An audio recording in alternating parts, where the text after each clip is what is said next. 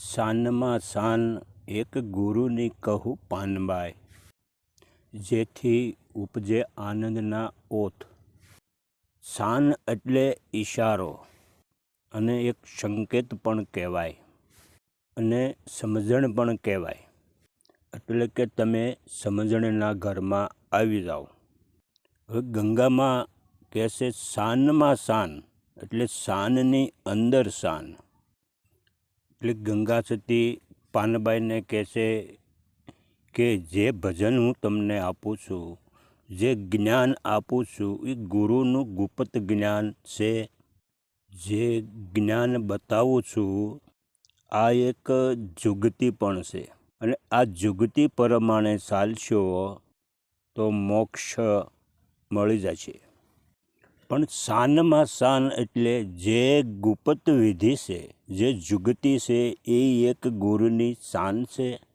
અને શાનમાં શાન એટલે કે જે શાન બતાવે છે એ શાનમાં જ્યારે હાલશું ત્યારે શાનની અંદર પરમાત્મા અનુભવ થશે. એટલે કે શાનની અંદર જે શાન છે એ શાનમાં પરમાત્માનો અનુભવ થાય છે.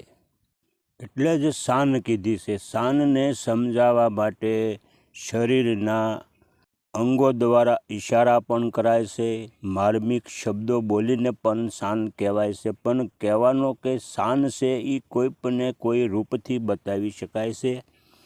પણ શાનમાં શાન જે છે એને શબ્દમાં લાવી ન શકાય. એટલે શાનમાં શાન કહેવાય છે કે એ શાનની અંદર જે શાન છે એમાં પરમાત્માનો અનુભવ થશે. અને એ જ અનુભવ આત્માને પરમાત્માનો અનુભવ થાય છે. આ શાન ગુરુજીની એક કહું તમને પાનબાઈ. ગુરુજીની શાન તો કયા ગુરુ? તો સતરૂપી સતગુરુ છે, તેની શાન છે. કોઈ દેહધારી સતગુરુની વાત નથી. આ જ શબ્દરૂપી સતગુરુની શાન છે. અને એ શાનની અંદર સુરતા બાંધવી એટલે શાનમાં શાન સમજાય, ત્યાં પરમાત્માનો અનુભવ થાય છે. અને આ જ્યારે અનુભવ થાય છે ત્યારે જ આનંદનો અનુભવ થાય છે અને આનંદના ઓધ ઉમટે. ઉપજે એટલે પ્રગટ થાય.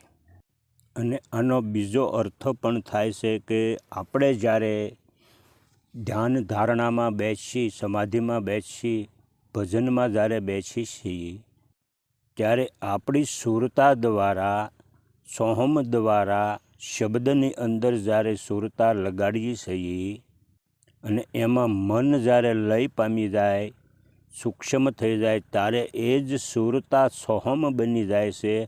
અને સુરતા સોહમ દ્વારા જે સુરતા સોહમને અનુભવ થાય છે અને ત્યારે એની અંદર પ્રેમ પ્રગટ થાય છે.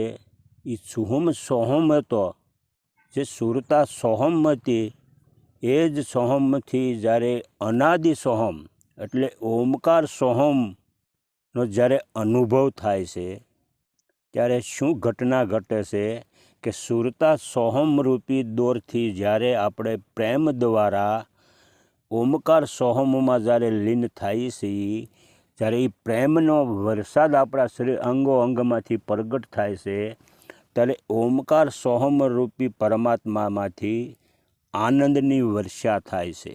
આ શાનમાં શાન એક છે. આ સાધકની સફળતા છે.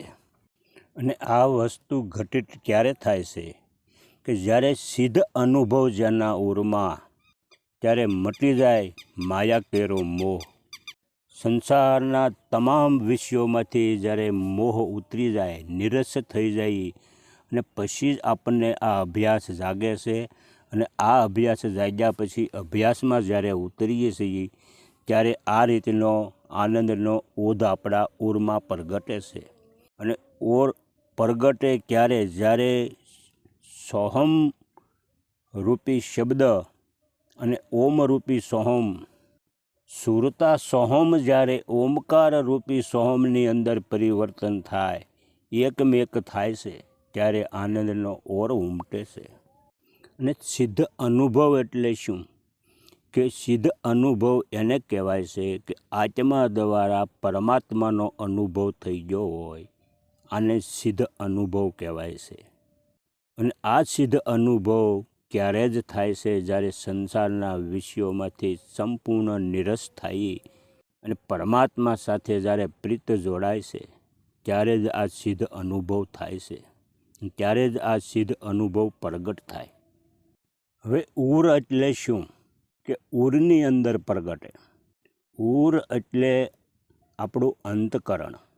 અંતકરણ એટલે અંતિમ કરણ, જ્યાં બીજું કશું નથી હોતું, કેવલ એક હોય છે. એને પણ આત્મા કહી શકાય છે. એ આત્મારૂપી ઉરમાં પરમાત્મા રૂપી આનંદની હેલી પ્રગટે છે.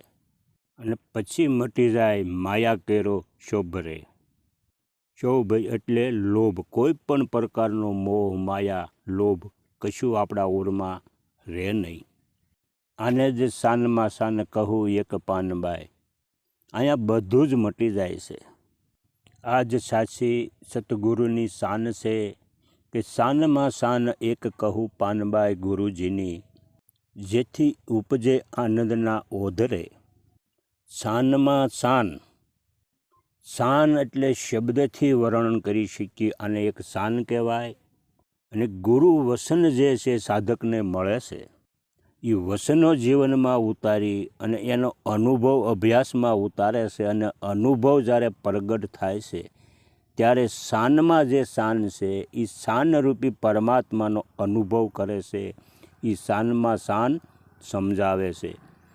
આ જ હાચી સતગુરુની શાન છે. અને આ સતગુરુ પિંડ બ્રહ્માંડથી પર છે. શબ્દરૂપી ગુરુની વાત છે. દેહધારી સતગુરુની શાન નથી.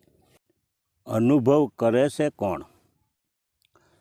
તો ગુરુનું જે જ્ઞાન છે એ એના જ્ઞાન દ્વારા જ્યારે આપણી સુરતા છે એ પ્રાણમાં બાંધે છે. અને સુરતા પ્રાણની અંદર બંધાવાથી સોહમ પ્રગટ થાય છે.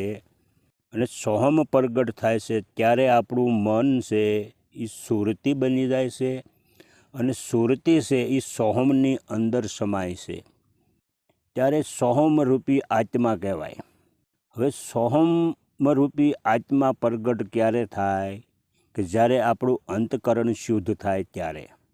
અંતકરણમાંથી શુદ્ધિ એટલે કે મોહ, માયા, લોભ, ક્રોધ, માયા, કપટ, નિંદા, આ બધી ઝટપટ ને ખટબદ બધું છૂટી જાય છે અંતકરણની અંદર. ત્યારે અંતકરણ મટી જાય છે અને અંતકરણ કેવલ સોહમરૂપી આત્મા અંતકરણમાં રહી જાય છે.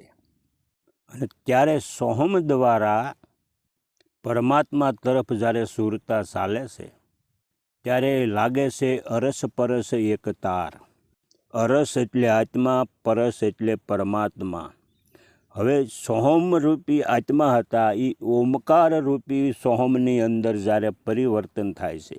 પરિવર્તન એટલે કે એનો અનુભવ થાય છે. જ્યારે ઓમકારનો અનુભવ થાય છે એ જ પરમાત્મા છે. ઓમકારરૂપી સોહમ એ જ પરમાત્મા છે.